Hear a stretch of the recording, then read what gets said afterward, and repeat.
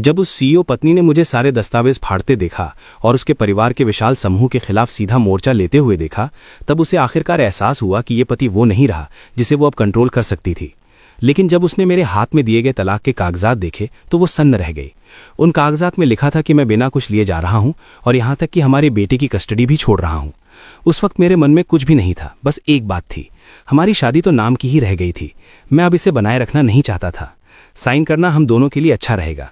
तुम और तुम्हारी माँ दोनों ही चाहते हो कि जंग जिंग तुम्हारा दामाद बने, मैं तो बस रास्ता छोड़ रहा हूं। ये कहकर मैंने उस पिंजरे को छोड़ दिया जिसे घर कहा जाता था। मुझे लगा ये औरत समझदार होगी और तलाक के कागजात साइन कर देगी, लेकिन अप्रत्याशित रूप से उसने उन्हें फाड़कर तोड़ दिया। अब कहानी समझिए। बचपन से ही मुझे सू परिवार ने अपना दामाद बनने की ट्रेनिंग दी थी। 20 साल की उम्र में मैंने सू चिन युआन से शादी कर ली। 22 साल की उम्र में हमारा बेटा गुआनियन पैदा हुआ। हमारा बेटा बिल्कुल सू चिन युआन पर गया था, हमेशा चुप रहने वाला, दूर रहने वाला, कभी खुद से मेरे पास नहीं आता था।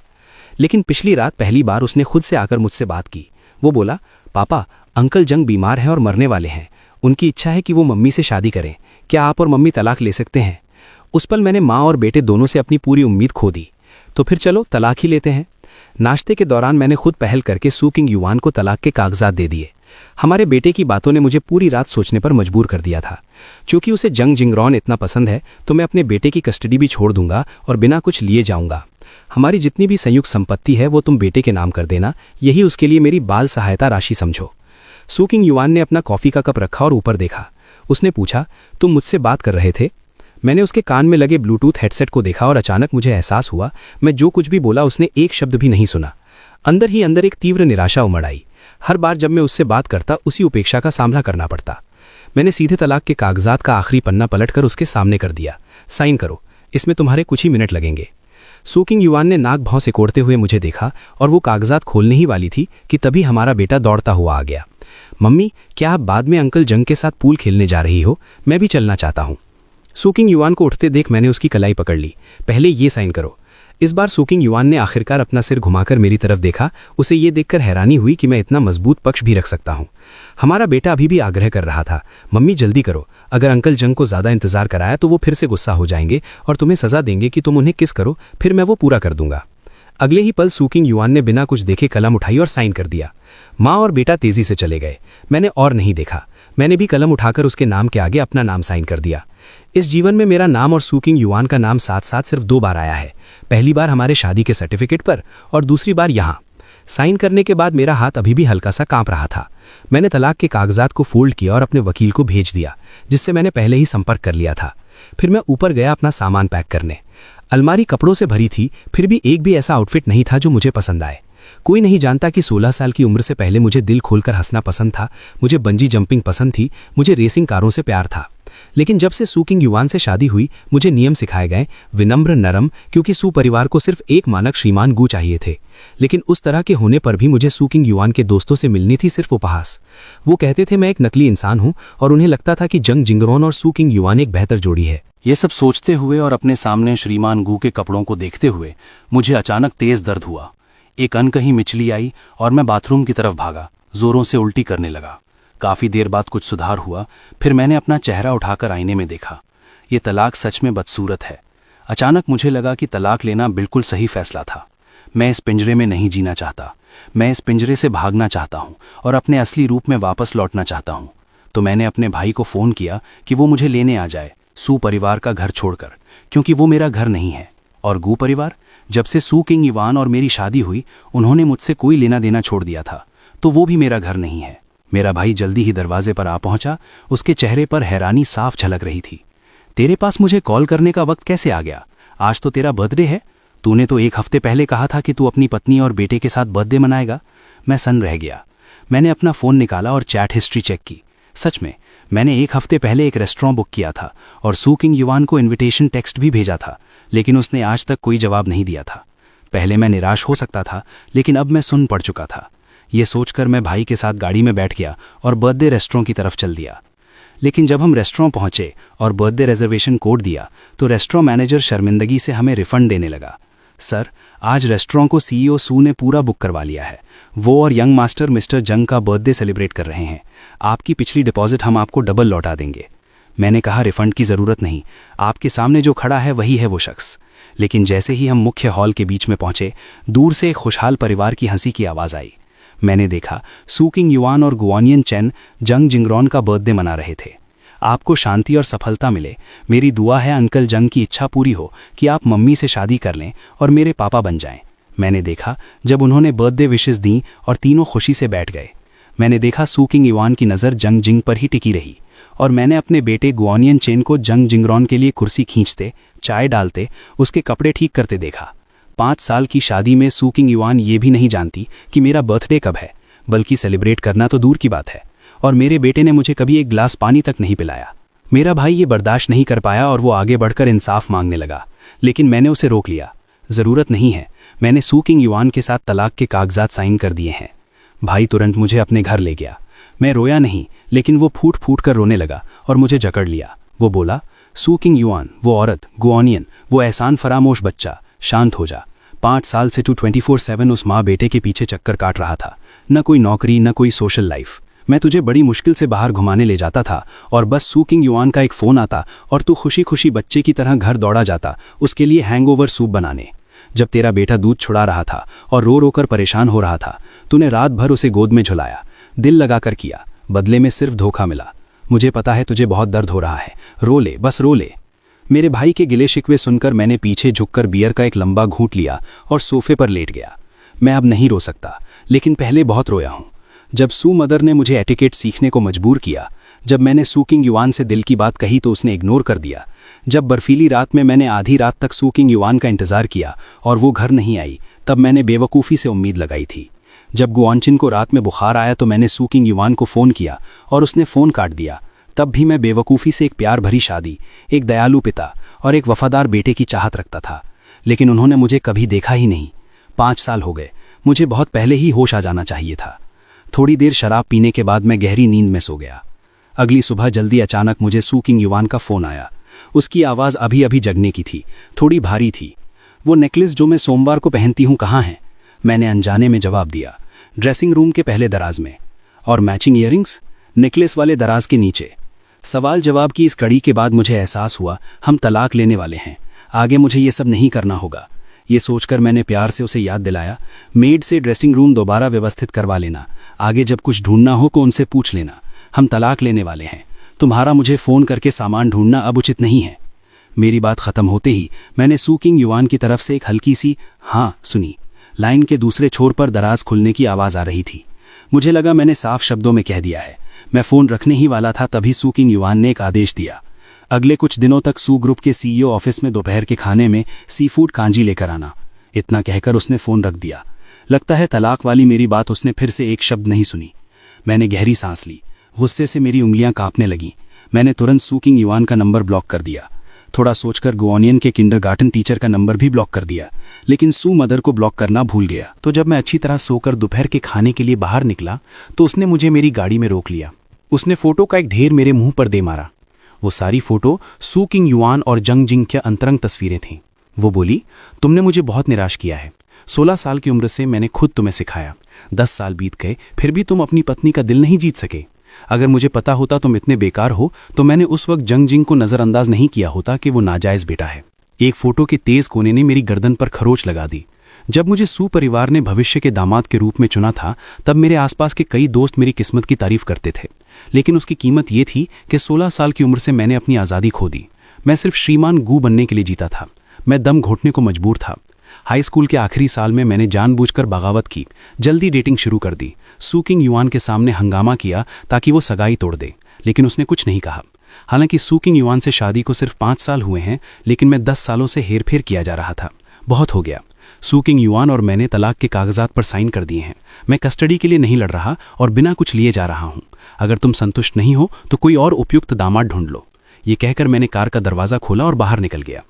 सू मदर एक सेकंड के लिए स्तब्ध रह गईं, फिर तुरंत गुस्से में आ गई और उन्होंने मेरी कलाई को मजबूती से पकड़ लिया। गुआन, तुम्हारी हिम्मत कैसे हुई? सू मदर के तीखे चमकदार लाल नाखून मेरे मांस में धंस गए। सुई चुभले जैसा दर्द था, लेकिन मैं हंसा। कुछ भी करने की हिम्मत नहीं होगी। सू परिवार का दामाद बनना मेरे लिए कभी सम्मान की बात नहीं थी। मैंने अपनी आस्तीन ऊपर खींची और बाहर वाले को पहली बार अपनी कलाई के पुराने निशान दिखाए। सू मदर ने वो दांतेदार निशान देखकर इतनी हैरानी से मेरा हाथ छोड़ दिया। मैं ये सब बिल्कुल नहीं चाहता था। क्या तुम जानती हो पिछले 10 सालों से हर बार जब मुझे बुरा सपना आता है तो मैं क्या चिल्लाता हूँ? मैं चिल्लाता हूँ, क्या कोई मुझे बचा सकता है? लेकिन अब मैं समझ गया हूँ, सबसे पहले खुद को वही बचा सकता है।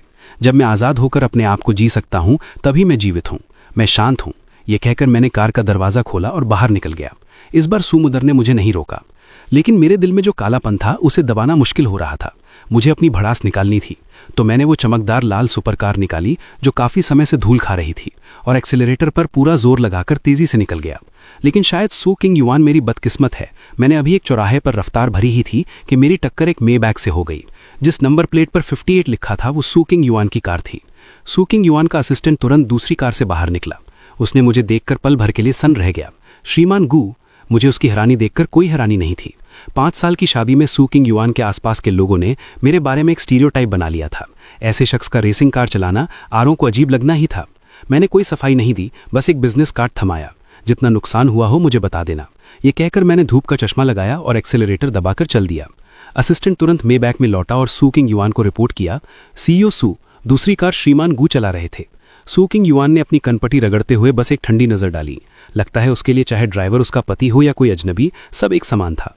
असिस्टेंट ने अपनी हैसियत समझी और कुछ और नहीं पूछा, लेकिन अप्रत्याशित रूप से 3 घंटे बाद पति पत्नी की मुलाकात फिर से हुई। इस बार सू किंग युआन शहर के बाहरी इलाके में एक रेस ट्रैक पर लैंड डेवलपमेंट कॉन्ट्रैक्ट साइन करने के लिए एक पार्टनर के साथ आई थी। यहाँ पर एक रेस चल रही थी।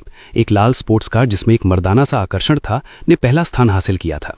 ड्राइवर गाड़ी से बाहर निकला। उसने tight dark red racing suit पहना हुआ था और उसका लंबा कद इतना आकर्षक था कि नजरें हटाना मुश्किल था। यहाँ तक कि सू किंग युआन के चेहरे पर भी हैरानी और प्रशंसा साफ झलक रही थी। जब तक ड्राइवर ने अपना हेलमेट नहीं उतारा, असिस्टेंट लगातार अचंभे के भाव से देखता रहा। श्रीमान गू इतनी अच्छी रेसिंग कर सकते हैं? लेकिन सू किंग युआन ने कोई प्रतिक्रिया नहीं दी। उसने उन औरतों को देखा जो उस लंबे कद की तरफ जलती निगाहों से देख रही थीं, तो उसकी आंखें जरा सी सिकुड़ गईं। जहां तक मेरी बात है, जब मैंने सू किंग युआन की नज़र देखी तो मैंने सिर उठाकर उसका अभिवादन तक नहीं किया। इन सालों में हाई सोसाइटी पार्टियों के अलावा जब हम मिलते थे, वो अक्सर मुझे ना जानने का प्रिटेंड करती थी। तो जब रेस ऑर्गेनाइजर ने मेरा और सू किंग युआन का परिचय करवाया तो मैंने भी उसे ना जानने का प्रिटेंड किया। सीईओ सू, बहुत समय से आपकी प्रशंसा सुन रहा था। सू किंग युआन बिल्कुल भावहीन रही। माहौल तुरंत ऑकवर्ड हो गया। तभी जंग जिंग की आवाज़ आई, हाय सब लोग। किंग युआन, काम हो गया? हाँ, चलो कंपनी चलते हैं खाना खाने। ठीक है, अभी चलते हैं। मैंने सिर घुमाया और देखा जंग जिंग रॉन मेबैक से उतर रहा था और बेशर्मी से जैसे कोई देख नहीं रहा उसने सू किंग युआन की कमर में हाथ डाल दिया। शायद जंग जिंग मुझे अपना प्रतिद्वंदी नहीं मानता था, उसने मुझ पर मुस्कुराना तक नहीं छोड़ा। जब वो चले गए तो किसी ने सिसकारी भरी, सीईओ सू काम पर भी श्रीमान गू को साथ लेकर आती हैं, उनका रिश्ता कितना अच्छा है। सू किंग युआन का असिस्टेंट अभी तक वहीं था। उसने ये सुनकर मेरी तरफ अजीब नज़र से देखा। शायद वो सोच रहा था कैसा बेकार आदमी है। मैंने कुछ नहीं कहा, रेस ट्रैक से भी चला गया और तुरंत अपने वकील को फ़ोन लगाकर पूछा कि तलाक का सर्टिफिकेट कब मिलेगा। 7 दिन इंतज़ार करना होगा। 7 और दिन? कोई बात नहीं, 10 साल सहे हैं, 7 दिन और सह सकता हूँ। लेकिन मैंने उम्मीद नहीं की थी कि मैं अभी शांत ही हुआ था कि सू किंग युआन के असिस्टेंट का फ़ोन आ जाएगा। सीफूड कांजी कब पहुंचेगी? और यंग मास्टर न्यांचन की टीचर ने कहा, आपसे संपर्क नहीं हो पा रहा। यंग मास्टर का क्राफ्ट असाइनमेंट क्यों नहीं भेजा गया? क्या आप भेज सकते हैं?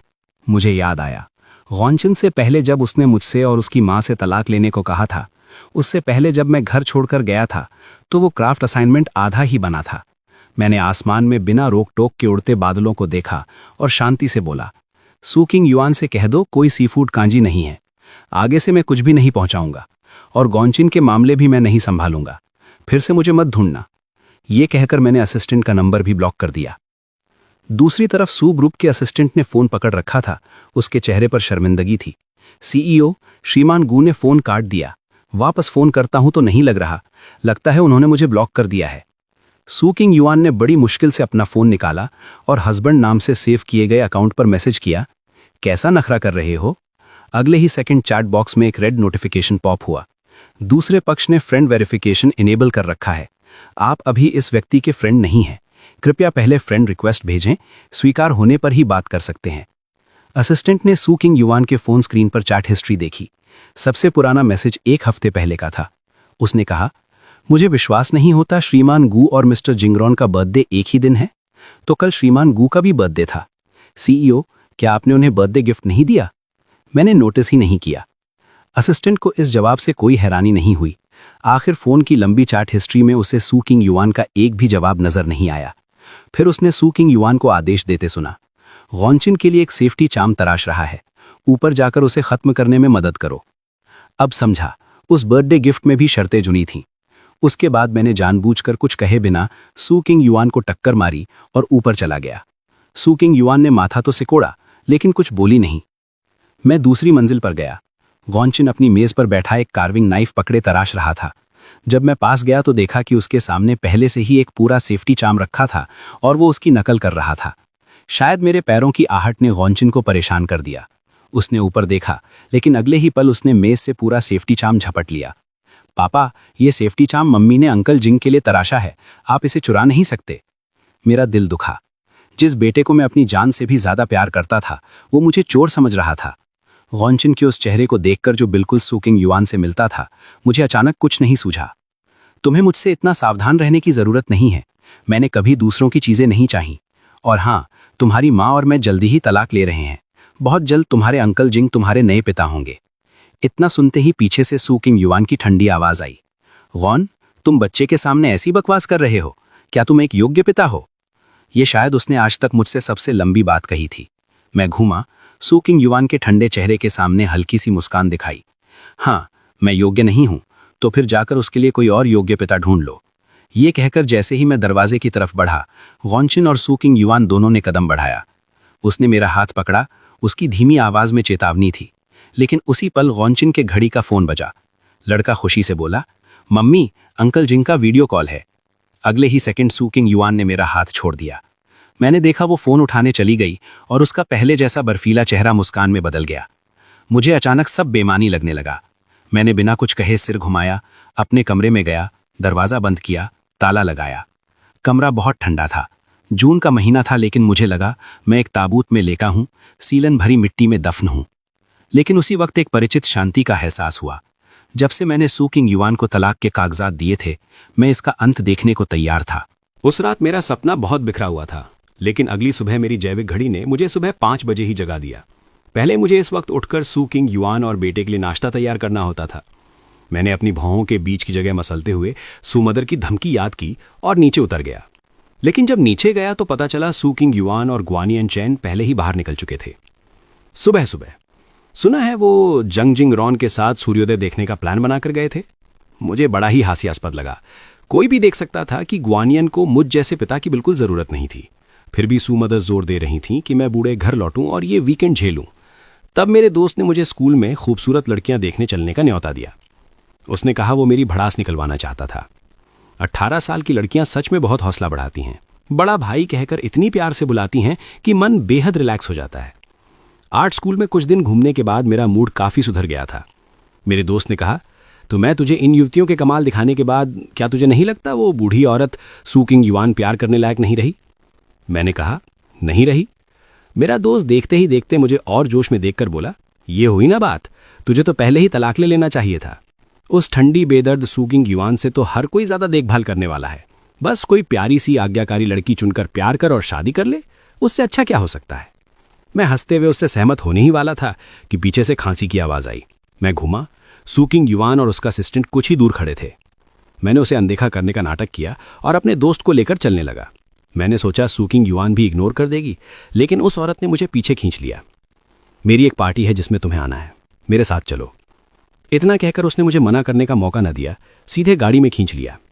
गाड़ी में बैठो। मैं अभी थोड़ा स्तब्ध था। मेरी याद में सू किंग युआन ने हमेशा मुझे हवा की तरह ट्रीट किया था। उसकी मेरे लिए कोई भावना या राय नहीं थी। ये उसकी मुखरता मैंने सिर्फ पिछली रातों को हमारे बेडरूम में देखी थी।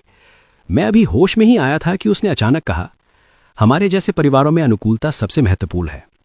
मैं पल भर के लिए स्तब्ध रहा, फिर समझा वो मेरे और मेरे दोस्त की बात का खंडन कर रही थी। मैं गुस्से से हंस पड़ा। तो प्यार मायने नहीं रखता? चाहे भावना हो या ना हो, इंसान भी मायने नहीं रखता? मैं तुम्हारे साथ हूं, लेकिन तुम्हारी अनुकूलता मेरी चुप्पी की पीड़ा है। ऐसा क्यों हो? सू किंग युआन ने कुछ सेकंड तक मुझे देखा, कुछ नहीं बोली। मैं उसका मूड समझने में और ऊर्जा बर्बाद नहीं करना चाहता था। सोशल क्लब पहुंचकर मैंने महसूस किया ये सू किंग युआन के दोस्तों की एक छोटी सी मुलाकात थी। वो मुझे कभी ऐसे मौकों पर नहीं लाई थी। दरअसल मुझे उसके ये दोस्त बिल्कुल पसंद नहीं थे, क्योंकि वो मुझे नीची नज़र से देखते थे। हमेशा कहते थे मैं एक नकली इंसान हूं। तो मैंने पूरी शाम मुस्कुराना तक छोड़ दिया। बस उनके साथ थोड़ी शराब पी ली। फिर थोड़ा नशा हो गया तो मैं उठा और वॉशरूम चला गया। मेरे जाने के बाद किसी ने उत्सुकता से पूछा, ना सिर्फ आपके पति आज मुस्कुरा नहीं रहे बल्कि आपसे रूठे भी हुए हैं। हाँ, बाहर अफवाह है कि आप दोनों तलाक ले रहे हैं। सू किंग युआन ने कहा। किसने कहा मैं तलाक लेना चाहती हूं? मैं शादीशुदा हूं। मेरे पति इस जन्म में केवल गुआन हो सकते हैं। दोस्त थोड़ा हैरान हुआ। सच में? सू किंग युआन ने दूसरे की तरफ देखा लेकिन कुछ नहीं बोली। दोस्त का चेहरा अजीब हो गया। कुछ देर बाद उसने मुश्किल से कहा, वो सीईओ जिसके साथ तुमने एआई डेवलपमेंट पर काम किया था, जंग जिंगरॉन, उसे याद है?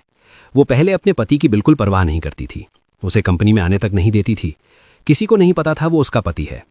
सुना है वो अब तक उसे वापस नहीं जीत पाई है। अगर तुम गुआन के साथ जीवन भर बिताने का सोच रही हो तो बहन की सलाह है उस पर थोड़ा ध्यान दो। जरा सी चूक हुई और तुम्हारे पति की हालत उसके जैसी हो जाएगी। सू किंग युआन के हाथ ने वाइन ग्लास घुमाना रोक दिया, लेकिन वो ठंडी और निर्णायक थी। उसने कहा, वो हिम्मत नहीं करेगा। ठीक उसी समय वॉशरूम में मुझे तलाक के वकील का मैसेज मिला। श्रीमान गुआन, आपके और श्रीमती सू किंग युआन के लिए तलाक का सर्टिफिकेट जारी हो चुका है। आप कभी भी लॉ ऑफिस से ले सकते हैं। मैंने इस दिन का इंतजार कर ही लिया था। बेसब्री से मैंने टैक्सी ली और लॉ ऑफिस पहुंचा। तलाक का सर्टिफिकेट खोला, बार बार देखा। इस पल से हम अलग अलग रास्तों पर चलेंगे। मैं आखिरकार सू परिवार की उस नर्क से बाहर निकल सकता था। लॉ ऑफिस से निकलते ही मेरे दोस्त ने कहा कि मेरी आज़ादी का जश्न मनाने के लिए पहले हम वो डिनर खाते हैं जो मुझे पहले खाने से मना था। फिर वो मुझे नाइट मार्केट के स्ट्रीट फूड स्टॉल पर ले गया। Milk tea, grilled food, ice cream, जो मन करे खा। हवा में उठती खुशबू और बारबेक्यू की सुगंध से मुझे आखिरकार महसूस हुआ कि जिंदा रहने का क्या मतलब है। उस शाम हमने ग्रिल्ड सीखें खाई, बियर पी, जोर से हंसे, खुलकर सांस ली। आखिर में मैं हंसते हंसते रोने लगा। 10 साल का बोझ आखिरकार गायब हो गया था। शायद बहुत दबा रखा था। मैंने अपने बेटे गुआनचेन के नंबर को ब्लैकलिस्ट से बाहर निकाला और फोन मिलाया। कॉल कनेक्ट होते ही मेरी आंखें भर आईं। मैंने बोला, गुआनिन, मैं तुम्हें कुछ बताता हूं। भले ही तुम मुझे पसंद ना करो, मैं फिर भी तुम्हारा असली पिता हूं। जब तुम बीमार थे, बुखार में रात दिन किसने तुम्हारी देखभाल की? रोज तुम्हारा होमवर्क किसने करवाया? वो मैं था। जिस दिन तुमने मुझे अपने पिता को एक बाहरी आदमी जैंग जिंग के लिए बुरा भला कहा, उस दिन से मैं तुम्हारा पिता नहीं रहा। अब मुझे पापा मत बुलाना, तुम इस लायक नहीं हो। रिसीवर से सू किंग युआन की ठंडी आवाज आई। गुआन, क्या बक रहे हो? मैं ठिठक गया। फिर तुरंत समझ गया बच्चा शायद उसी के पास था। मैंने व्यंग्य किया, सू, अगर तुम्हें मुझे फटकारने का समय है तो पहले अपने बच्चे को सुधारो। क्या तुम जानती हो तुम्हारे बच्चे ने मुझसे कहा था कि मैं तुमसे तलाक ले दूं ताकि जैंग जिंग के लिए रास्ता बने? मजे की बात यह है कि मैंने तुम सबकी इच्छा के अनुसार ही किया है। इतना कहकर मैंने गुआनियन चेन को फिर से ब्लैकलिस्ट कर दिया। अगली सुबह जल्दी मैंने विदेश जाने की फ्लाइट बुक कर ली। मैं अच्छी तरह जानता था कि कल मैं थोड़ा बहक गया था और तलाक की खबर फैलते ही सू परिवार मुझे चैन से नहीं बैठने देगा। वो मुझे घुटनों के बल सू किंग युआन से दोबारा शादी करने की भीख मांगने को मजबूर कर सकते हैं या फिर किसी दूसरे अमीर वारिस से शादी करने की धमकी दे सकते हैं। मुझे जिंगशी से भागना था, कभी वापस नहीं लौटना था। अपने दोस्त को अलविदा कहकर मैंने एक छोटा सा बैग पैक किया और निकल गया। अप्रत्याशित रूप से दरवाजे पर दूर नहीं मी बैग खड़ी थी। सू किंग युआन गुआनियन चैन को लेकर कार से उतरी और मेरी तरफ बढ़ी। गुआनियन, अपने पापा से माफी मांगो। गुआनचेन का छोटा चेहरा पीला और तनावग्रस्त था। उसने अपने कपड़े पकड़े, सिर झुकाया। पापा, मुझे माफ कर दो। मुझे तुम पर चिल्लाना नहीं चाहिए था और ना ही वो बातें कहनी चाहिए थी कि तुम और मम्मी तलाक ले लो। मैं गलत था। क्या तुम मुझे माफ कर दोगे पापा? मैंने कहा, माफी मांगने की जरूरत नहीं। जो मुझे कहना था वो कह चुका। अब कुछ शिकवा नहीं बचा। लेकिन मेरी बात खत्म होते ही सू किंग युआन बोली, मुझे माफ कर दो कि मैंने नियांचिन को ठीक से नहीं पढ़ाया। उसकी परवरिश में मेरी भी गलती है। मैंने कभी सोचा नहीं था कि सू किंग युआन अपनी मर्जी से माफी मांगेगी। लेकिन क्या जो दर्द दिया है वो एक माफी से माफ हो जाएगा? जब मुझे अपने बैग में वो चीज याद आई जो मैं मूल रूप से एयरपोर्ट से सू किंग युआन को डाक से भेजने वाला था, मैंने सीधे कहा, सू किंग युआन, अगर तुम सच में दोषी महसूस करती हो तो मुझे एयरपोर्ट ले चलो। उसने पूछा, सू परिवार का जिंगशी से बाहर कोई सामाजिक कार्यक्रम नहीं है फिलहाल। तुम कहाँ जाना चाहते हो? क्या मैं अपना निजी काम नहीं कर सकता? मेरा मतलब वो नहीं था। पहली बार सू किंग युआन के चेहरे पर एक उलझन भरी अभिव्यक्ति थी, लेकिन मुझे परवाह नहीं थी। उसी ने मुझे सू परिवार के पिंजरे में डाला था, अब उसे ही मुझे विदा करना चाहिए, अपने हाथों से हमारे बीच के आखिरी रिश्ते को काटते हुए। एयरपोर्ट के रास्ते में किसी ने एक शब्द नहीं कहा। गाड़ी से उतरने से पहले मैंने सू किंग युआन को एक उत्तम डिब्बा दिया, आखिरी तोहफा। सू किंग युआन एक पल को स्तब्ध रही। हालांकि उसने सोचा कि आखिरी का क्या मतलब है, फिर भी उसने डिब्बा ले लिया। शुक्रिया। गुआनियन ने ऊपर देखकर पूछा, पापा, मेरा कहाँ है? तुम्हारा भी इसमें है। आखिर ये तोहफा माँ बेटे दोनों के लिए अच्छा था। उन्हें ये गिफ्ट पसंद आना चाहिए। 1 घंटे में खोलना मत भूलना। तब तक हवाई जहाज उड़ चुका होगा। सू किंग युआन ने शायद ही कभी मुझे इतनी सौम्यता दिखाई हो। जल्दी वापस आना। मैं मुस्कुराया लेकिन जवाब नहीं दिया। मैं घूमा और चल दिया। मैं वापस नहीं आऊंगा, मुझे अपनी आज़ादी ढूंढनी है। सू किंग युआन उस अकेली आकृति को देखती रही जो एयरपोर्ट में जा रही थी। किसी वजह से उसके दिल में एक अजीब बेचैनी बढ़ती जा रही थी। उसने डिब्बे को कसकर पकड़ लिया, उसे तुरंत खोलना चाहती थी लेकिन गुअनियन चेन ने रोक दिया। मम्मी, हमने पापा से वादा किया है, 1 घंटे बाद ही खोलेंगे, वादा तो निभाना चाहिए। अगला 1 घंटा सू किंग युआन ने दस्तावेज पकड़े रखे लेकिन एक शब्द भी नहीं पढ़ पाई। न जाने कितनी बार उसने उस गिफ्ट बॉक्स को देखा था। आखिरकार समय पूरा हुआ। गुअनियन ने बेताबी से बॉक्स खोला। मम्मी, पापा में हमें आखिर दिया क्या है, इतना रहस्यमय। जैसे ही बॉक्स का ढक्कन खुला, सू किंग युआन ने सिर घुमाकर अच्छी तरह देखा। अंदर सिर्फ एक तलाक का सर्टिफिकेट चुपचाप पड़ा था। हालांकि गुअनियन चेन सिर्फ 3 साल का था लेकिन उसने पढ़ाई शुरू कर दी थी। लड़के ने बॉक्स में पड़ा तलाक सर्टिफिकेट देखा। उसके छोटे मुंह से कुछ बुदबुदाया। तलाक सर्टिफिकेट क्या होता है? पापा ने तो कहा था हमें गिफ्ट दे रहे हैं, क्या ये छोटी सी किताब ही गिफ्ट है? सू किंग युआन का दिमाग सुन्न हो गया। उसने अपने दस्तावेज फेंके और गुअनियन चेन के हाथों से डिब्बा ले लिया। उसे खुद भी एहसास नहीं हुआ कि उसके हाथ बेकाबू होकर कांप रहे थे। चमकती चांदी के अक्षरों वाली लाल किताब चुपचाप अंदर पड़ी थी, बिल्कुल उस आकृति की तरह जो हमेशा घर में मौजूद थी लेकिन जानबूझकर नजरअंदाज की जा रही थी। किसी वजह से उसके दिल में अचानक एक अत्यधिक डर उमड़ आया। उसे लगा कि जैसे ही ये तलाक सर्टिफिकेट खुलेगा कुछ हमेशा के लिए बदल जाएगा। उसने कुछ गहरी सांसें ली, फिर लाल किताब खोली। जैसे ही उसने अपना और गुअनियन चेन का नाम देखा, उसकी पुतलियां अचानक फैल गईं। उसने जोर से तलाक सर्टिफिकेट बंद कर दिया। वो अभी गुअनियन चेन को फोन करने ही वाली थी कि उसे याद आया, शायद मैं अभी प्लेन में हूं। गुस्से और हताशा से उसने सीधे सामना करने की इच्छा दबाई और अपने असिस्टेंट को फोन किया। मिस्टर गू की लोकेशन चेक करो, आज की सारी फ्लाइट्स देखो वो कहाँ गए हैं और उन्हें तुरंत मेरे पास वापस ले आओ। साथ ही ये भी जांचो कि उसने और मेरे तलाक सर्टिफिकेट को किसने प्रोसेस किया। कोई तलाक समझौता नहीं था, कोई कोर्ट याचिका नहीं थी। हम तलाकशुदा कैसे हो गए? उसकी आवाज में घबराहट और गुस्सा था जिसे वो खुद भी नहीं पहचान पा रही थी। लाइन के दूसरे छोर पर असिस्टेंट कांप उठा। वो कंपनी में ज्वाइन करने के बाद से सू किंग युआन के साथ थी। उसने कभी उसे इतनी साफ भावनाओं के साथ अपना संयम खोते नहीं देखा था। क्या ये उस मिस्टर गू की वजह से था जो हमेशा से अस्तित्वहीन लगते थे? असिस्टेंट ने सिर हिलाया। उसे ये अविश्वसनीय लगा लेकिन उसने दिखाया नहीं, बस सकारात्मक स्वीकृति देकर काम पर लग गई। सू किंग युआन ने अपने हाथ कमर पर रखे विशाल अध्ययन कक्ष में आगे पीछे चलने लगी। उसके दिल में बेचैनी और बढ़ती जा रही थी। आखिरकार उसने फोन निकाला और मुझे, जिसे उसने काफी पहले ब्लॉक कर दिया था, एक पुष्टिकरण मैसेज भेजा। ये तलाक सर्टिफिकेट क्या है? तुम एक बड़े आदमी हो, ये कैसी बुरी मजाक है? प्लेन लैंड होते ही मेरा मैसेज रिप्लाई करना। नियान और मुझे दोनों को तुम्हारी बहुत फिक्र है। काफी देर रुककर उसने स्क्रीन पर उंगलियां टैप करके फिर से टाइप किया। अगर कोई समस्या है तो हम बैठकर बात कर सकते हैं, ऐसा करने की जरूरत नहीं। तुम पिता हो, बच्चे नहीं। सारे मैसेज पत्थर की तरह समुद्र में गिर गए। सू किंग युआन अपनी एग्जीक्यूटिव कुर्सी पर गिर पड़ी, थकान से अपनी भौहों के बीच रगड़ने लगी। चुपचाप पास में पहेलियां सुलझा रहे गुअनियन ने मासूम चेहरे से ऊपर देखा। उसने पूछा, मम्मी, क्या पापा के गिफ्ट का मतलब ये है कि वो आपसे तलाक लेना चाहते हैं? ये सुनकर उसकी सांस में एक दर्द घुट गया, ना ऊपर गया ना नीचे। उसकी पुरानी दोस्त की बातें उसके कानों में गूंजने लगी। फिर वो बुदबुदाई, गुआन, क्या तुमने भी मुझसे उम्मीद छोड़ दी है? इंतजार का समय हमेशा बहुत लंबा लगता है। सू किंग युआन को पता नहीं था उसने कितनी बार हाथ उठाकर घड़ी देखी थी, कितने मैसेज भेजे थे, लेकिन कोई जवाब नहीं आया था। अचानक उसके दिल में एक गिला उमड़ आया। हम तो इतने अनुकूल थे, पिछले 5 साल बहुत अच्छे से साथ रहे। उसने अचानक तलाक क्यों ले लिया और चुपचाप ऐसे चला गया? तभी फोन बजा। उसने बिना कॉलर का नाम देखे ही बटन दबा दिया। गुआन, तुम्हें अब भी मुझे फोन करना आता है? मैंने तुम्हें इतने मैसेज भेजे, जवाब क्यों नहीं दिया? दूसरे छोर पर कुछ सेकंड की चुप्पी रही, फिर आवाज आई, सीओ, मैं हूं। सू किंग युआन ने अपनी फोन स्क्रीन देखी। उसे लगा उसके शरीर में जो थोड़ी ताकत लौटी थी वो फिर से गायब हो गई। उसने अपनी भौहों के बीच रगड़ते हुए धीमी आवाज में कहा, माफ करना, मैं बहुत जल्दी में थी। श्रीमान गू के बारे में कोई खबर?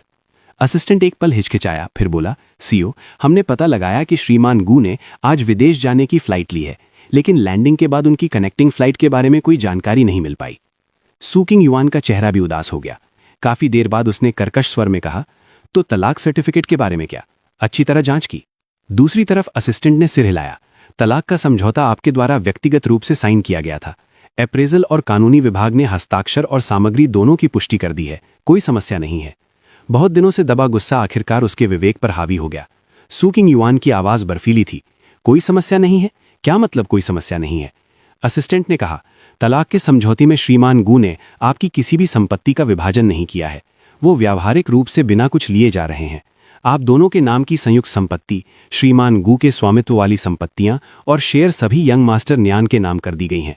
कहा गया है कि ये श्रीमान गू द्वारा यंग मास्टर न्यान को देह बाल सहायता राशि है। उन्होंने आपकी कोई संपत्ति नहीं ली है और ना ही यंग मास्टर न्यान की कस्टडी चाहिए है। दूसरी तरफ असिस्टेंट पसीने पसीने हो गई थी। उसने अपने हाथ से माथा पोंछा। आखिर वो सूकिंग युआन के साथ कई मामलों से गुजरी थी, अमीर परिवारों के रहस्य जानती थी, लेकिन उसने कभी किसी परिवार को इतना साफ सुथरा तलाक लेते नहीं देखा था। तलाक में लोग बस एक दूसरे का खाल उतारना चाहते हैं, लेकिन श्रीमान गू कुछ और ही थे। चुपचाप चले गए। वो नहीं जानती थी कि वो सच में परवाह नहीं करते थे या बहुत बेकार थे। असिस्टेंट के सोचते ही सूकिंग युआन ने फोन रख दिया। उसने अपना फोन पकड़ रखा था, काफी देर तक होश में नहीं आ पाई। उसे समझ नहीं आया एक स्थिर शादी अचानक कैसे टूट गई। बहुत देर की चुप्पी के बाद उसने एक लंबी सांस छोड़ी। ये स्पष्ट नहीं था कि वो खुद से पूछ रही थी या हवा से। गुआन, आखिर तुम किस बात से असंतुष्ट थे? जैसे ही वो सोच ही रही थी, अध्ययन कक्ष का दरवाजा एक छोटे से दरार से खुला। गुओनियान ने चुपके से सिर घुसाया। वो अपनी छोटी छोटी टांगों से अंदर घुसा। लड़की ने सूकिंग युआन की टांगों को जकड़ लिया। उसकी उठली आंखें उम्मीद से भरी थीं। मम्मी, मैंने अंकल जंग से पूछा, पापा का हमें तलाक सर्टिफिकेट देने का मतलब है कि मुझे एक नया पिता मिलेगा। मम्मी, जल्दी से अंकल जंग से शादी कर लो। मैं चाहता हूं अंकल जंग मेरे नए पिता बने। पहले जब वो ये शब्द सुनती थीं तो उन्हें एक बच्चे की बिना सोचे समझे बातें समझकर टाल देती थीं, लेकिन अब सुनकर बड़ी चुभन हुई। क्या सच में गुआन अपने बेटे के कहे मानते हुए उससे तलाक लेना चाहता था?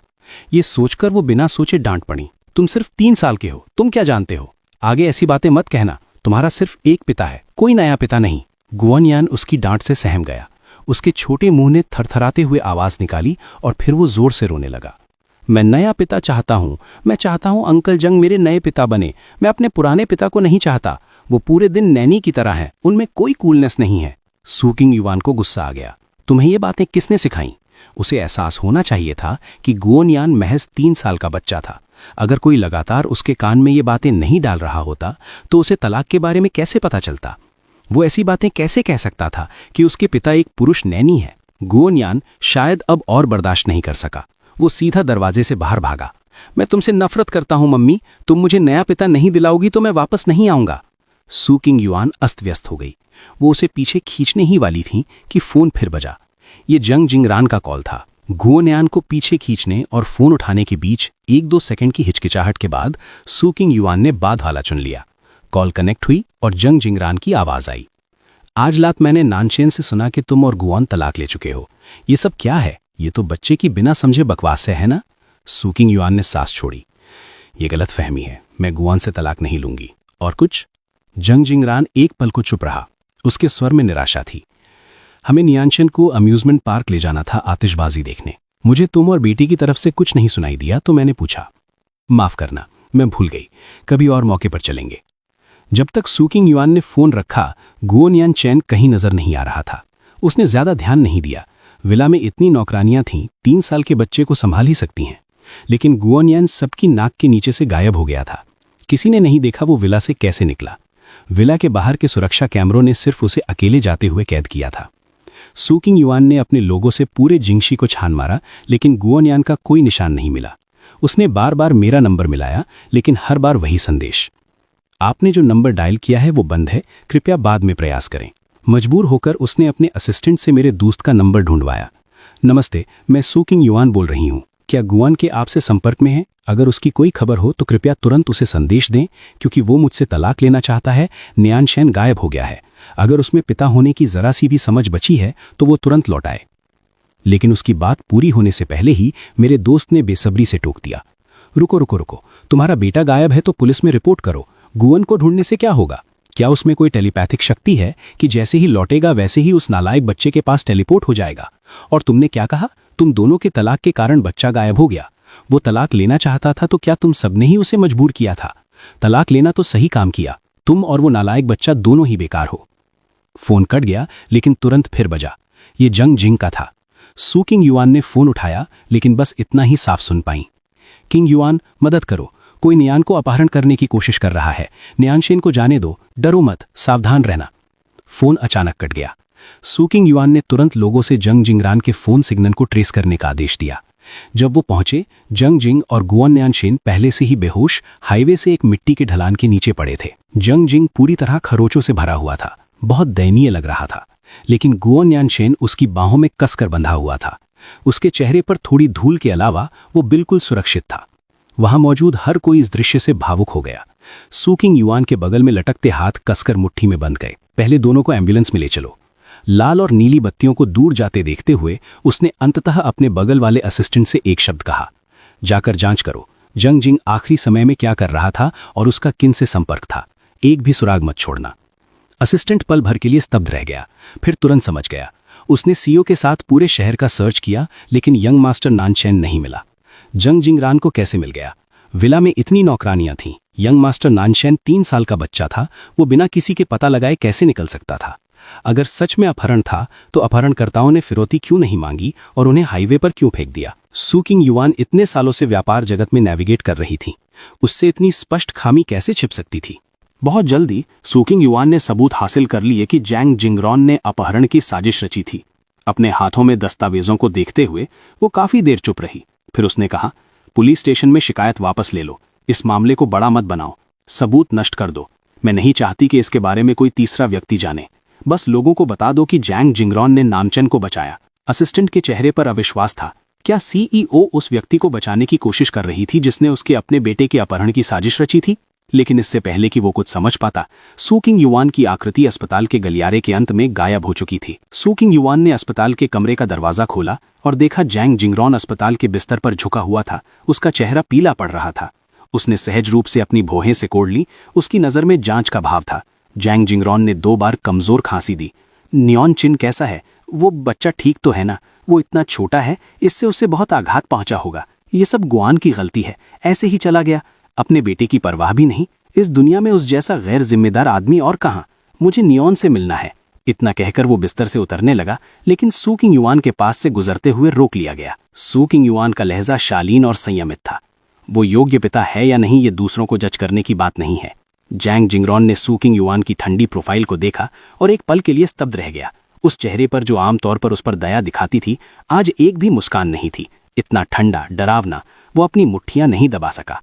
किंग युआन, हमारे बीच इतने सालों का लगाव है, तुम मुझे दूसरा कैसे कह सकती हो? बात करने के बाद उसने अपनी आवाज धीमी कर ली।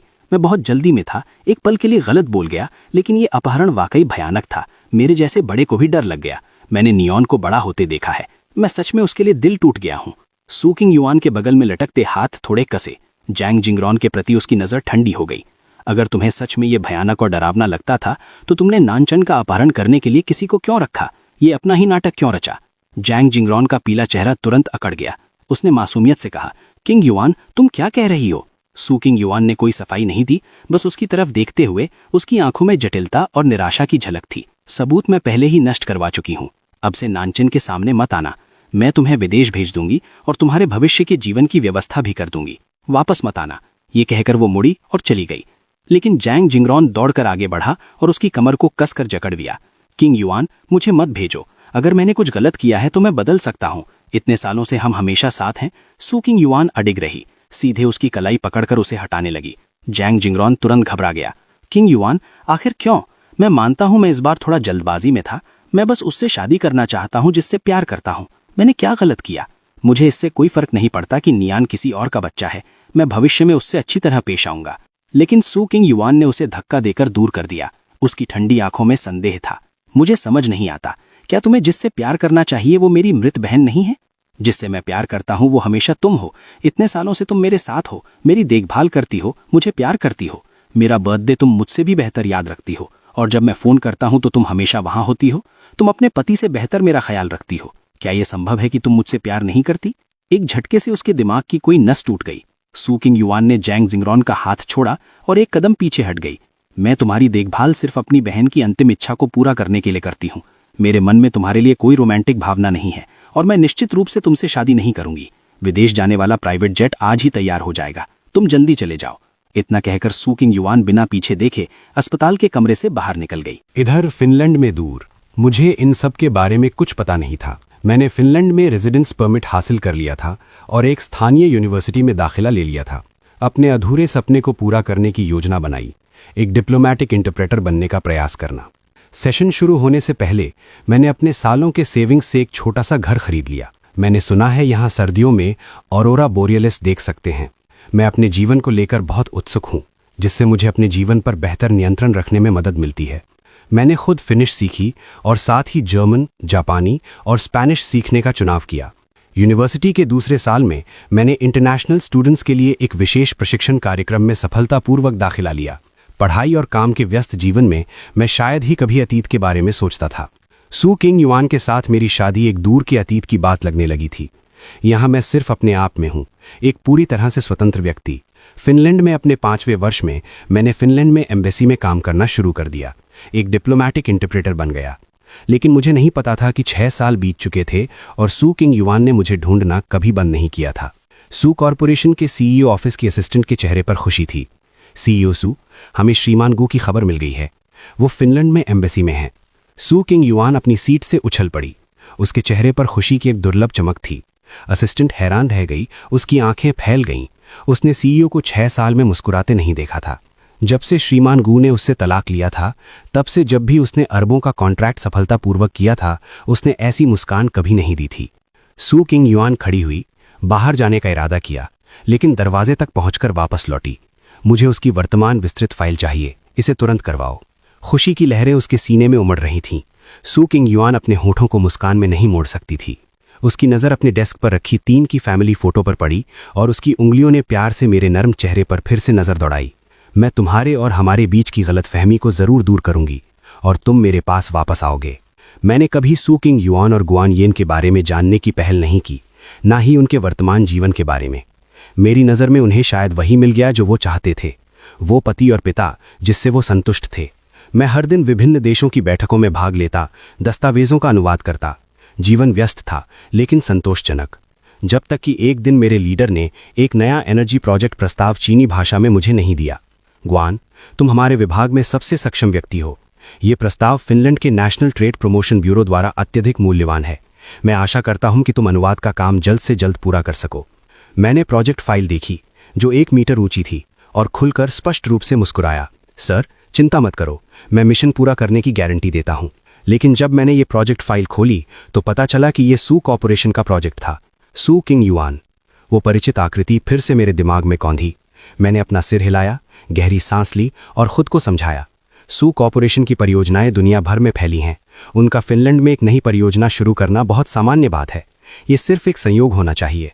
कई रातों की नींद हराम करने के बाद मैंने अनुवादित प्रोजेक्ट प्रस्ताव लिया और अपने लीडर के ऑफिस का दरवाज़ा खटखटाया। लीडर ने कुछ पन्ने पलटे, बार बार सिर हिलाया। तुम सच में उस प्रतिष्ठा पर खरे उतरते हो जिसकी हाई लेवल अधिकारियों ने अपने निरीक्षण के दौरान प्रशंसा की थी। तुम्हारा कार्य नैतिकता वास्तव में असाधारण है। अपने लीडर के साथ 2 साल काम करने के बाद मैं उसका व्यक्तित्व समझ गया था। जैसे ही वो किसी की प्रशंसा करना शुरू करता है, निश्चित रूप से कोई मुश्किल काम देने वाला होता है। लेकिन किसे अच्छी बातें सुनना पसंद नहीं। मेरे विभाग के अधिकांश सहकर्मियों की उसने तारीफ करके समुद्री लुटेरों के जहाज पर चढ़ा दिया था। सर, चक्कर मत लगाइए। अगर काम का असाइनमेंट है तो सीधे बताइए। इतनी तारीफें करेंगे तो मेरी पूंछ ऊपर आसमान में लहराने लगेगी। हमारे मूल देश की सू कॉरपोरेशन फिनलैंड में एक साइट सर्वे के लिए आ रही है। फिनिश पक्ष भी इसे बहुत महत्व देता है। उम्मीद है कि इस बार मेरा डिप्लोमैटिक इंटरप्रिटेशन काम होगा। मैंने पहले ही तुम्हारा नाम रजिस्टर कर लिया है। हम रोज काम कर सकते हैं, लेकिन जीवन में संतुलन भी होना चाहिए। मुझे याद है तुम अभी भी सिंगल हो, है ना? मैंने सुना है सू कॉरपोरेशन का प्रतिनिधि युवा और तालेबंदी है। इस अवसर का लाभ उठाकर तुम दोनों एक दूसरे को थोड़ा जान सकते हो। मेरा दिल धड़क गया। सू कॉरपोरेशन, क्या ये सू किंग युआन हो सकती है? शायद नहीं। इतना संयोग कैसे हो सकता है? जब सू कॉरपोरेशन का प्रतिनिधि फिनलैंड पहुंचा तो मेरे लीडर मुझे एयरपोर्ट ले गए उनका स्वागत करने। गुआन, फिनिश पक्ष ने सू कॉरपोरेशन के प्रतिनिधि के लिए एक डिनर तैयार किया है। माहौल बहुत औपचारिक नहीं होगा, इसलिए तुम इंटरप्रेटिंग करते वक्त थोड़ा रिलैक्स रहना। बहुत टेंशन लेने की जरूरत नहीं है। मैं तुम्हें सू कॉरपोरेशन के प्रतिनिधि से मिलवाता हूँ। ये कहते ही मैंने अपने लीडर को मेरे पीछे किसी को हाथ हिलाते देखा। सीओ सू, यहाँ देखो। मेरे लीडर ने मेरा हाथ पकड़ा और सू किंग युआन के पास चले गए। मैं अभी भी स्तब्ध था, इसे प्रोसेस नहीं कर पा रहा था। 6 साल बीत चुके थे। ऐसा लग रहा था जैसे समय ने उस पर कोई निशान नहीं छोड़ा था। वो पहले की तरह ही शांत थी। तब तक मेरे लीडर ने मुझे आगे बढ़ाया और मुस्कुराते हुए परिचय दिया। सीओ सू, मैं आपको इससे मिलवाता हूँ। ये हमारे फिनलैंड एम्बेसी से हैं। ये आपकी यात्रा के दौरान साथ देने वाले इंटरप्रेटर होंगे। हमारे गुआन की युवा सुंदरता से मूर्ख मत बनो, वो 5 भाषाओं में फ्लुएंट है। मेरे सामने सू किंग युआन बिना पलक झपकाए मुझे देख रही थी। उसकी आंखों में जांच थी और एक अनकही भावना। मैंने मुस्कुराते हुए अपना हाथ बढ़ाया। मेरा रवैया विनम्र और दूर का था। सीओ सू मिलकर खुशी हुई। उसने कुछ सेकंड तक मुझे देखा। उसकी आंखों में एक अवर्णनीय भावना थी। काफी देर बाद उसने हाथ बढ़ाकर मुझसे हाथ मिलाया। सू किंग युआन का मिलना पहले से ही अप्रत्याशित था। मैं बस इसे जल्दी खत्म करना चाहता था और अपना हाथ खींच लिया, लेकिन उसने उसे कसकर पकड़ रखा था और छोड़ा नहीं। मैंने 2 बार कोशिश की। मेरी आवाज़ गहरी हो गई। सियोसू, इसका क्या मतलब है? बगल में मेरे लीडर ने मुझे देखा, फिर उसे देखा। माहौल सही नहीं लग रहा था। जल्दी से माहौल सुधारने लगा। इंटरप्रेटर गू की सुंदर शक्ल और अद्वितीय आभा लोगों को हिला देती है। लगता है सियोसू भी इससे अछूती नहीं है। सू किंग युआन की आंखें गहरी हो गईं। उसने मेरा हाथ छोड़ दिया और शायद ही कभी अपने होठों को एक अटपटी मुस्कान में मोड़ा। सच में उसने और कुछ नहीं कहा। इसके बजाय जैसे मेरी इच्छा थी उसने छोड़ दिया। डिनर पार्टी जल्दी शुरू हो गई। मैंने उसे अपने ऊपर हावी नहीं होने दिया। तो क्या हुआ? अगर ये सिर्फ एक संक्षिप्त बातचीत है, वो वैसे भी मेरे लिए नहीं आई होगी। ये सोचकर मैं शांत हो गया और सू किंग युआन के बगल में बैठ गया। शांतिपूर्वक वाक्य दर वाक्य अनुवाद करता रहा। वो औरत अपनी लंबी टांगे पार करके बैठी थी। उसकी मुद्रा सुंदर और कुलीन थी। सुनते हुए वो थोड़ा करीब झुकी। मैं एक पल को रुक गया। हमारी 5 साल की आपस में खून बहाने वाली शादी में उसने कभी मुझे इतनी गंभीरता से बोलते सुना नहीं लगा। मेरे दिल में दर्द उठा। उसके लिए नहीं, बल्कि अपने लिए। उस सुपरिवार के दामाद के खोल में कैद होने के लिए। उन वर्षों के लिए जब मेरी आत्मा स्वतंत्र नहीं थी। शुक्र है मैं अब आखिरकार बच निकला हूं। सू किंग युआन की आवाज जारी रही। मैं फिनलैंड के टैक्स और श्रम कानूनों के बारे में जानना चाहती हूं। उसकी आवाज धीमी और मंद थी। प्रत्येक वाक्य के बाद वो चुपचाप मुझे देखती थी। वो नजर शांत और केंद्रित थी। मैंने अनजाने में उसकी नजर से बचने की कोशिश की। काम है काम। मैंने अपना काम पूरा किया। ये डिनर पार्टी, दोनों पक्षों के बीच बातचीत बहुत सहज रही। जब हम फिनलैंड की बर्फीली हवाओं में अलग हुए तो मैंने अपना दुपट्टा कसा, अपने चर्म पत्र के दस्ताने पहने और सू किंग युआन को अलविदा कहा। सियोसू, आपके साथ काम करके खुशी हुई। ये कहकर मैं मुड़ा और चलने लगा। बस जैसे मैंने गाड़ी का दरवाजा खोला, गुआन, मेरे पीछे वो औरत अचानक मेरा नाम पुकारती है। मैं रुक गया, लेकिन मुड़ा नहीं। चुपचाप उसके अगले शब्दों का इंतजार कर रहा था। हवा इतनी तेज बह रही थी कि मेरी उंगलियां सुन्न हो गईं। आखिरकार उसकी आवाज फिर आई। क्या तुम मुझसे कुछ कहना नहीं चाहते? मुझे नहीं पता कि मेरा ख्याल था या नहीं, लेकिन उसकी कर्कश आवाज में एक अजीब सी शिकायत थी। मेरा दिल धड़क उठा। मुझे बस ये लगा कि फिनलैंड की लंबी रात बहुत ठंडी थी। सीओ, पार्टी के दौरान मैंने पहले ही वो सारी सामग्री अनुवादित कर दी थी जिसकी जरूरत थी। बाकी मामलों के बारे में मुझे कुछ नहीं कहना है। लेकिन सू किंग युआन मुझे ऐसे जाने नहीं देना चाहती थी। उनका सामान्य ठंडा और स्वसंयमी लहजा अब थोड़ी उत्तेजना दिखा रहा था। गुआन, तुमने बिना एक शब्द कहे मुझसे तलाक ले लिया। भले ही तुमने नियान की भावनाओं को नहीं माना। क्या तुम्हें बिल्कुल परवाह नहीं है? 6 साल हो गए। नियान अब 9 साल का हो गया है। क्या तुम उसे बिल्कुल याद नहीं करते? मैं वापस मुड़ा और बिना भाव बदले मुस्कुराया। एक बच्चा जो अपने पिता के बलिदानों से घृणा करता है, उसे याद करने की क्या जरूरत? वैसे भी अब वो अपने नए पिता के साथ बहुत खुश होगा, है ना? बर्फीली हवा सू किंग युआन के कंधों पर गिरी। उस औरत की आंखों में मुझे देखते हुए उलझन का एक निशान था। फिर उसने एक आ भरी और जमी बर्फ पर कदम रखते हुए मेरे पास आई और शायद ही कभी अपनी होठों को मध्यम करते हुए बोली, नियान, वो तुम्हारे बलिदानों से घृणा नहीं करता। वो बस बहुत छोटा है और अभी दूसरों से प्यार करना नहीं जानता। उसे कोई नया पिता नहीं मिलेगा। उसका पिता हमेशा सिर्फ तुम होगे। मेरी नज़र सू किंग युआन के चेहरे पर पड़ी। मुझे थोड़ा अजीब लगा। प्यार करना जानना उम्र से संबंधित नहीं है। सू किंग युआन और गोनचेन जंग का बर्थडे याद रख सकते थे। उसके लिए हाथ से सेफ्टी चार्म तराश सकते थे। ये माँ बेटा दूसरों से प्यार नहीं करना जानते। वो सिर्फ मुझसे प्यार करना नहीं जानते। मैंने शांति से गाड़ी के सहारे झुककर उसे देखा। सोच रहा था, अगर मैं अब भी उसका पति होता तो क्या वो आज मेरे सामने खड़ी होती और शांति से मुझसे इतना सब कुछ कहती? मैंने सिर हिलाकर आत्मनिराशा में हंसा। सू किंग युआन ने उलझन में माथा से कोड़ा। तुम क्या हंस रहे हो? मैंने उसकी नज़र पर कोई ध्यान नहीं दिया। जब कुछ मज़ेदार सुनते हैं तो हंसते हैं। सू किंग युआन, भले ही हम तलाकशुदा हैं या नहीं, ऐसा लगता है कि हमारा वो रिश्ता नहीं है जिसमें हम एक दूसरे से स्पष्टीकरण मांग सकें। तुम्हारे बारे में मेरी समझ बहुत कम है और मुझे तुमसे संबंधित अतीत को याद करने में कोई दिलचस्पी नहीं है। ये कहकर मैंने उसके हिचकिचाते चेहरे को नज़रअंदाज किया और सीधे गाड़ी में बैठ गया। एक्सेलरेटर दबाकर चल दिया। घर पहुंचने के बाद मैंने नहा लिया और बिस्तर में गिर गया। थकान की गहरी लहर ने मुझे ढक लिया। मैं जल्दी सो गया। देर रात पड़ोसी के शिकारी कुत्ते ने भौंकना शुरू कर दिया, जिससे मेरी नींद खुल गई। मैंने अपना सिर साफ करने के लिए कुछ गहरी सांसें लीं, कपड़े पहने और खिड़की के पास जाकर हालात देखे तो मैंने सू किंग युआन को अभी भी वही लंबी काली पोशाक पहने मेरे दरवाजे के ठीक बाहर खड़ा देखा। मुझे नहीं पता उसने मेरा पता कैसे ढूंढ लिया। फिनलैंड का औसत तापमान -20 या -30 डिग्री होता है। उसने जो पहना था, अगर वो सच में पूरी रात वहां खड़ी रहती तो मुझे लगता है कल सुबह मुझे एक मानवाकार बर्फ की मूर्ति देखने को मिलती। हालांकि मैं नहीं जानता था वो क्या योजना बना रही थी, फिर भी मैंने दरवाजा खोला और इस पूर्व पत्नी को अंदर बुला लिया। आखिर मैं नहीं चाहता था कि वो मेरे दरवाजे पर मर जाए। गर्म फायरप्लेस के सामने मैंने विनम्रता से सू किंग युआन को एक कप कॉफी दी। वो इतनी ठंडी थी कि उसका पूरा शरीर बिना रुके कांप रहा था। उसके दोनों हाथों ने गर्म कप को घेर लिया। काफी देर बाद वो एक सांस छोड़ पाई और मुझ पर मुस्कुराई। शुक्रिया। मेरी नजर थोड़ी कांप गई। उसने शायद ही कभी मुझ पर मुस्कुराई हो। अधिकतर समय वो ठंडी, उदासीन, भावहीन रहती थी। सू किंग युआन, तुम आखिर चाहती क्या हो? सू किंग युआन ने आंखें नीची कर लीं। उसके पलकों पर बैठे बर्फ के टुकड़े धीरे धीरे पिघल रहे थे। मुझे नहीं पता कि मौसम बहुत ठंडा था या क्या, लेकिन उसकी आवाज़ बोलते वक्त धीमी कांप रही थी। मैं जानना चाहती हूं कि हमने तलाक क्यों लिया। मैंने माथा सिकोड़कर उसके चेहरे की तरफ देखा। वो भी शांति से सीधे मेरी तरफ देख रही थी। उसकी आंखों में सच्ची उलझन और भ्रम था, लेकिन मेरा दिल बेचैन था। तो उन 5 सालों में जो कुछ भी हुआ सच में पूरी तरह से नज़रअंदाज कर दिया गया। मैंने एक सांस छोड़ी। अचानक मुझे थोड़ा पछतावा हुआ कि मैंने उसे अंदर आने दिया। मुझे बस लाइट बंद करके सो जाना चाहिए था और उसे बाहर ठंड से मरने देना चाहिए था। वो औरत काफी देर झिझकने के बाद 2 अपरिचित शब्द बोली, गुआन। कितना हास्यास्पद है, पहली बार उसने मेरा नाम इतनी गंभीरता से हमारे तलाक के 6 साल बाद लिया। सू किंग युआन पर मेरी नज़र अनिवार्य रूप से व्यंग्यात्मक थी। सू किंग युआन, क्या तुमने कभी सोचा है कि शायद तुम्हें पता नहीं है कि हमने तलाक क्यों लिया, यही इसका कारण है? वो एक पल के लिए सख्त हो गई। उसकी आंखों में एक दुर्लभ भ्रम था।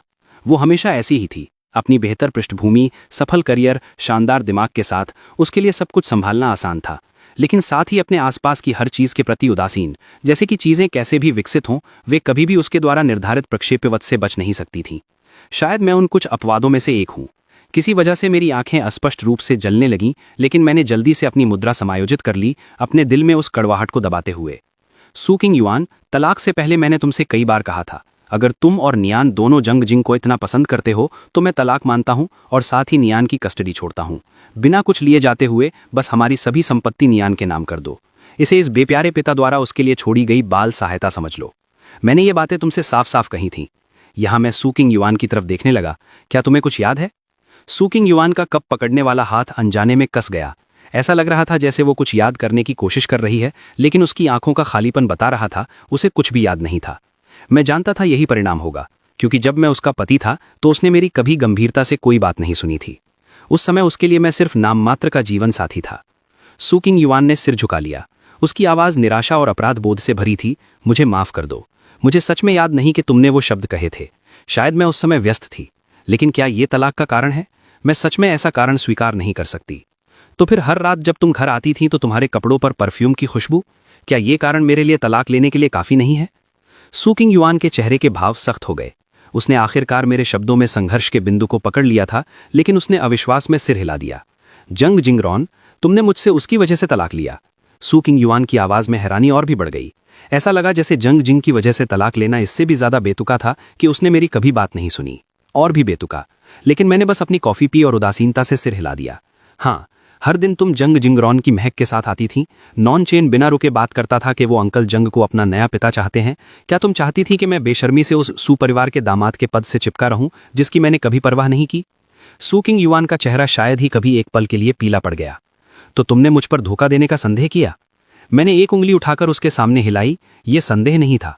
जब तुम जंग जिंगरॉन को तरह तरह के कार्यक्रमों में ले जाती थीं, बिना किसी हिचकिचाहट के दूसरों को उसका परिचय देती थीं, जब तुम्हारे दोस्त मेरा मजाक उड़ाते थे और कहते थे कि तुम और जंग जिंगरॉन एक बेहतर जोड़ी हो, जब तुमने जंग जिंगरॉन के साथ जल्दी जाने के लिए बिना देखे तलाक के कागज पर साइन कर दिए, चाहे तुम धोखा दे रही थीं या नहीं, अब कोई मायने नहीं रखता। मैंने तुमसे तलाक लिया, जैसा मैंने कहा, सिर्फ इसलिए क्योंकि मैं सुपरिवार के दामाद नामक पिंजड़े में कैद नहीं रहना चाहता था। सू किंग युआन, वो कठपुतली सिर्फ नाम का होना मैं कभी तैयार नहीं था। सू किंग युआन के पलकें कांप गई। वो काफी देर तक चुप रही। शायद उसे नहीं पता था कि मैं ये बातें कहूंगा। शायद उसे मेरी सच्ची भावनाओं की परवाह भी नहीं थी। बस वो अपनी विफलता की समीक्षा करने का एक मौका चाहती थी। लेकिन मेरी नज़र में यह सब अनावश्यक था, क्योंकि वो जंग जिंगरॉन को पसंद करती है तो उसका बर्थडे याद रखेगी, बारीकी से उपहार और सरप्राइज तैयार करेगी और उसकी पसंद नापसंद को अपनी हथेली की तरह जानेगी। वो जंग जिंगरॉन से प्यार करती है, तो मेरी ये विफलता उसके भविष्य के वैवाहिक जीवन में नहीं दिखेगी। मैंने हाथ उठाकर घड़ी देखी। सुबह के 4:30 बज रहे थे। थकान की लहर मुझ पर छा गई। मैंने उसे विदा करने के लिए मुंह खोला। सीईओ सू, अब तक आप वो सब कुछ समझ चुकी होंगी जो आप जानना चाहती थीं, है ना? कृपया जल्दी घर जाएं, मुझे आराम करना है। मेरी बात पूरी होने से पहले मैंने एक अत्यंत स्पष्ट और औपचारिक ध्वनि सुनी, मुझे माफ कर दो। मैं एक पल के लिए स्तब्ध रह गया। शब्द मेरे गले में अटक गए थे। सू किंग युआन बिना पलक झपकाए मुझे देख रही थी। मुझे माफ कर दो। मुझे नहीं पता कि मेरे द्वारा नजरअंदाज किए गए इन विवरणों ने तुम्हें इतना दुख पहुंचाया है। मैं गलत थी। मैं तुमसे माफी मांगती हूं। मुझे थोड़ा मजेदार लगा। उस घमंडी सू किंग युआन से माफी मनवाना मैं ही एकमात्र रहा हूं। अचानक सू किंग युआन ने अचानक बात करना शुरू कर दिया, मेरे विचारों को बीच में ही रोकते हुए। लेकिन एक बात है जिस पर मैं तुमसे सहमत नहीं हूं। मैंने धोखा नहीं किया। मैं जंग जिंगरॉन को बिल्कुल पसंद नहीं करता। मैं अपनी बड़ी बहन की अंतिम इच्छा को पूरा करने के लिए उसकी देखभाल करता हूं और उसकी सभी मांगों को पूरा करता हूं। जब दूसरे उसे बहनलोई कहते हैं तो मैं सही नहीं करता, क्योंकि मुझे लगता है अगर मेरी बहन जीवित होती तो वो सच में मेरा सही बहनलोई होता। अब इससे कोई फर्क नहीं पड़ता। वो मेरे उदासीन रवैये से आहत लग रही थी। उसकी आंखों में दर्द चमक आया। नहीं, ये बहुत महत्वपूर्ण है। तुम्हारे जाने के 6 साल में नियानिनी और मैंने दोनों ने तुम्हें बहुत मिस किया है। मैं आशा करती हूं कि तुम्हारे दिल में गलतफहमी दूर हो जाए ताकि तुम हमारे परिवार में लौट सको। एक पल के लिए मुझे सच में लगा सू किंग युआन मजाक कर रही है।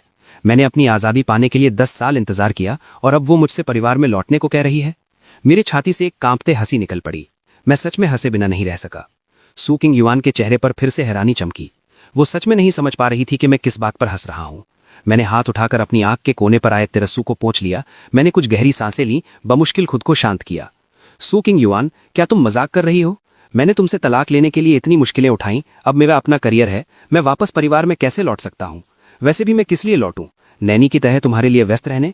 हर दिन तुम्हारी कंपनी में दौड़कर वो बेवकूफ़ी भरा सी फूड कांजी पहुंचाने? तुम अपनी बहन के प्रति दोषी महसूस करती हो। तुम उसकी अंतिम इच्छा पूरा करना चाहती हो। जंग जिंगरॉन की अच्छी तरह देखभाल करना चाहती हो। लेकिन मुझे इसमें घसीटने की कोई जरूरत नहीं है ना। आखिर मैंने तुम्हारी बहन का कुछ नहीं बिगाड़ा। मैंने जंग जिंगरॉन का कुछ नहीं बिगाड़ा और विशेष रूप से मैंने तुम्हारा कुछ नहीं बिगाड़ा। सू किंग युआन कुछ और कहना चाहती थी, लेकिन मैं पहले ही दरवाजे तक पहुंच गया था और उसे जोर से खोल दिया। जमी बर्फ के साथ ठंडी हवा अंदर दाखिल हुई। बाहर जाओ, मुझे दूसरी बार मत कहने दो। सू किंग युआन अंततः चली गई, लेकिन मैं थक गया था। फिर भी मुझे नींद नहीं आई। मैं बस जबरदस्ती सुबह तक जागता रहा और मुश्किल से खुद को संभालकर विदेश मंत्रालय के अनुवाद विभाग में काम पर गया। लेकिन जैसे ही मैं ऑफिस पहुंचा, एक लीडर मेरे सामने खड़ा हो गया और उसने ईमानदार लहजे में कहा, ग्वान, हालांकि तुमने यहाँ ज़्यादा समय तक काम नहीं किया है, लेकिन तुम्हारा सकारात्मक कार्य दृष्टिकोण और उत्कृष्ट क्षमताएं स्पष्ट हैं। इस बार घरेलू सू कॉरपोरेशन फिनलैंड में एक नई ऊर्जा परियोजना विकसित करना चाहती है, जो हमारे 2 देशों के संबंधों के लिए भी बहुत फायदेमंद होगी। फिनलैंड के संबंधित विभागों के नेता इस अवसर का लाभ उठाकर सीईओ सू के साथ देश का दौरा करना चाहते हैं और साथ में एक इंटरप्रेटर चाहिए। मैंने अपने वरिष्ठों को रिपोर्ट कर दिया है। इस बार तुम विदेश मंत्रालय की ओर से घर वापसी यात्रा पर जाओगे। तुम 6 साल से दूर थे। इस अवसर का लाभ उठाकर अपने परिवार से मिल लो। मैं मुस्कुराते हुए सुन रहा था, लेकिन मेरे दिल में तूफान उठ रहा था। ये सब सू किंग युआन की वजह से था। वो जैसे ही आई, इतनी सारी घटनाएं हो गईं। मेरे पास कोई रास्ता नहीं था। मैं बस जबरन मुस्कुराकर खड़ा हो सका। चिंता मत करो सर, मैं मिशन पूरा करने की गारंटी देता हूँ। उस दोपहर मैं, सू किंग युआन और निरीक्षण दल के साथ एक निजी जेट में वापस देश के लिए सवार हुआ।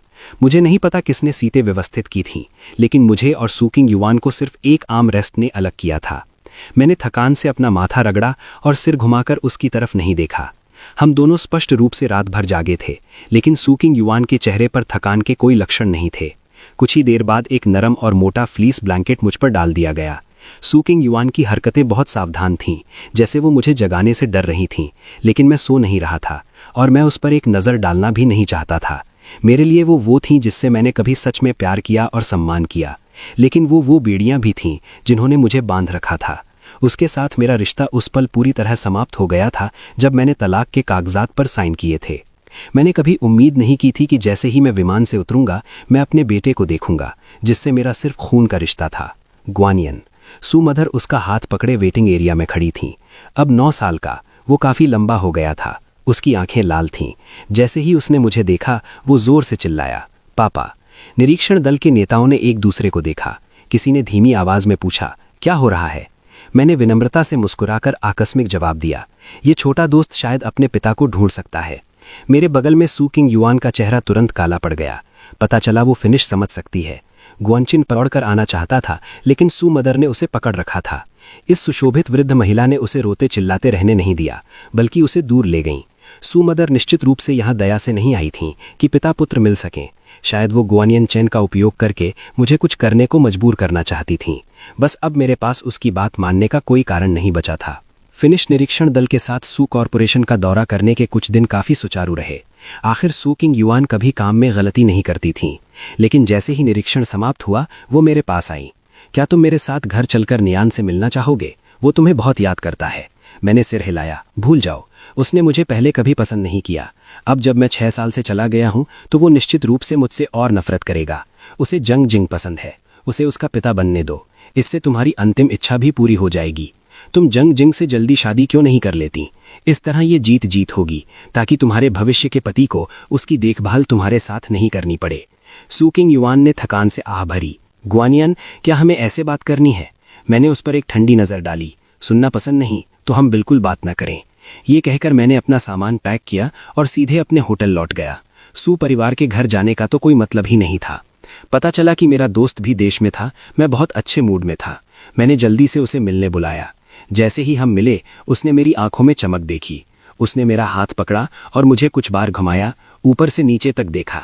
आखिरकार उसने मुझे गले लगाया और कहा, ये हुई ना बात भाई, तुम ऐसे ही दिखने चाहिए थे। 6 साल से नहीं मिले। भाई एक साथ होते हैं तो बातों का अंत नहीं होता।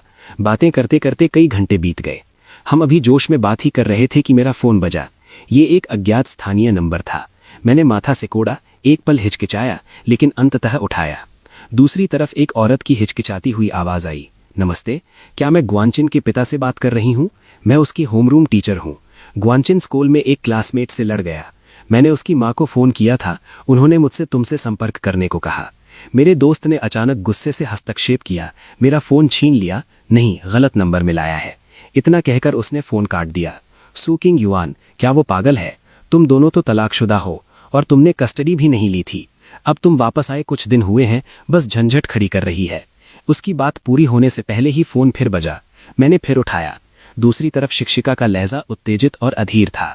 ग्वानचिन चैन के पिता, मैं यहाँ हूँ। मुझे तुमसे जल्द से जल्द यहाँ आने का आग्रह करना होगा। बड़ों के मामलों को बच्चे के शारीरिक और मानसिक विकास को प्रभावित नहीं करना चाहिए। इससे भी बड़ी बात, ग्वानचिन ने अपने क्लासमेट का सिर फोड़ दिया है।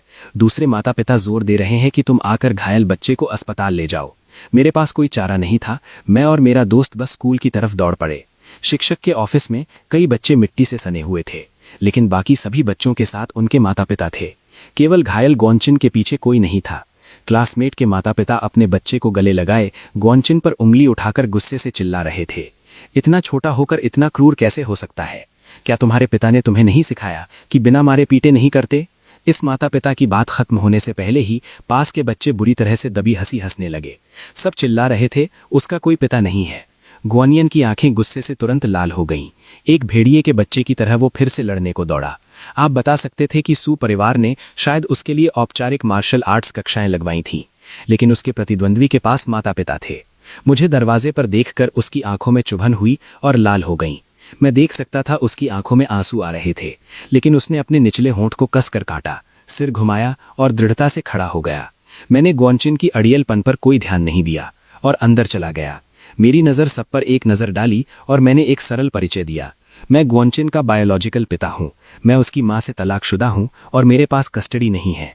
नुकसान के बारे में आप उसकी माँ सू किंग युआन से बात कर सकते हैं। ग्वानियन ने अविश्वास से मेरी तरफ देखा।